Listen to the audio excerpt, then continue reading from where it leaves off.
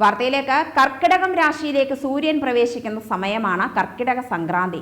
രാമായണ മാസത്തെ വരവേൽക്കാൻ തയ്യാറെടുക്കുന്ന നേരം.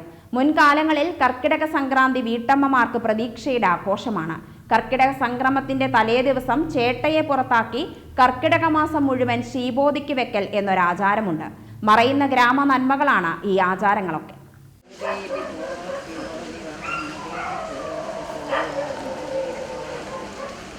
കർക്കിടക സംക്രാന്തിക്ക് മുൻപ് വീടും പരിസരവും വൃത്തിയാക്കി ചേട്ടാഭഗവതിയെ പുറത്താക്കി ശ്രീഭഗവതിയെ അകത്ത് പ്രതിഷ്ഠിക്കണം.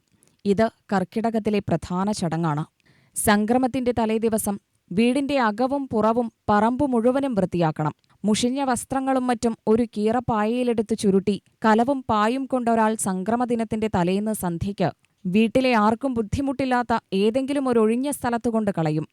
കലത്തിൽ തിരി കത്തിച്ചു വച്ചിരിക്കും. അശ്രീകരത്തിന്റെ പ്രതീകമാണ് പായും കലവും. ചേട്ടാഭഗവതിയാണ് അശ്രീകരം. ചേട്ടയെ കളയലെന്നാണ് ഈ ചടങ്ങിന്റെ പേര്. കർക്കിടക സംക്രാന്തി പ്രതീക്ഷയുടെ ഉത്സവമാണ്. പഴമ്പായ, പഴമുറം, പഴംചൂല് ഒക്കെ മുറത്തിൽ കെട്ടി വിളക്ക് കത്തിച്ച് സന്ധ്യയ്ക്ക് തോട്ടിലോ നദിയിലോ ഒഴുക്കുന്നു.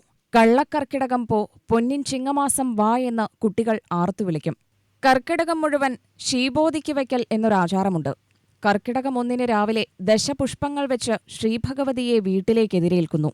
രാവിലെ കുളിച്ച് വീട് വൃത്തിയാക്കി വിളക്കു കൊളുത്തി കിണ്ടിയിൽ വെള്ളവും തുളസിയും താലത്തിൽ ദശപുഷ്പങ്ങളും വാൽക്കണ്ണാടിയും രാമായണവും പുതുവസ്ത്രവും വയ്ക്കുന്നു. വൈകിട്ട് ഇതെടുത്തുമാറ്റും. കർക്കിടക മാസത്തിൽ എല്ലാ ദിവസവും ഇത് തുടരും.